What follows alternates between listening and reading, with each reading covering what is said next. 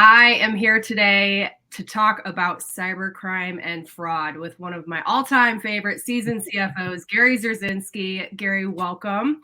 We're Well, going to dive right into it, and I want to talk a little bit about some items that I don't see talked very much about in the cybersecurity realm, and that is talking about financial impact of hacks and incidents that occur. And we're going to kind of look at it from an internal out.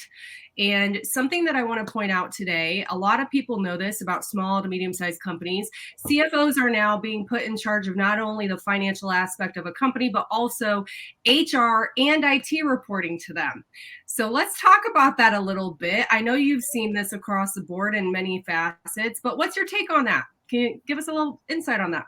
the first thing that comes to mind is the risk involved with all those areas. So if we talk about finance and HR and IT, there's always going to be that risk factor that has to come into play that has to be taken into consideration. So, and different levels of risk factors, you can have something that's very minor, perhaps in HR, that's a quick take care of it versus a hack of your entire IT system, which could go on for an extended period of time.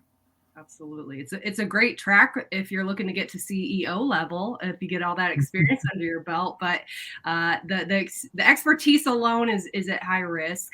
And one of the things that we've seen a lot with crime and fraud would be embezzlement. And I know you have some experience with that. And I always like to talk about real life case studies that have occurred. This happened years ago for you, but could you tell us a little bit about some of the things that you've seen and the impact it may have had on the organization, and maybe walk us through that a little bit?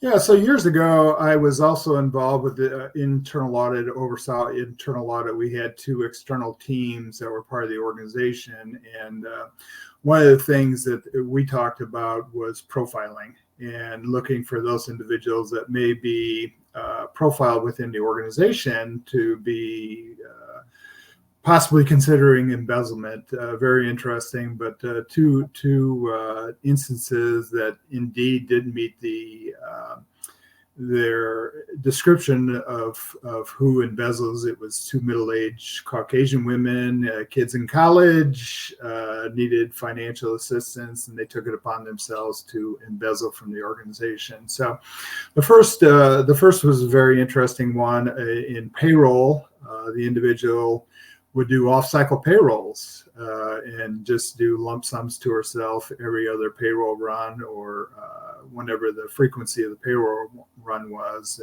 and just dollar amounts. And she was about a year and a half before she was caught.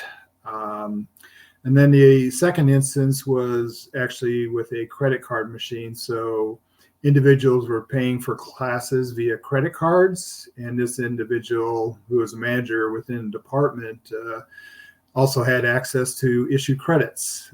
Unfortunately, she issued credits to herself on her own credit card. So they look like low-level embezzlements, but over time they can amount to thousands and thousands of dollars of embezzlement.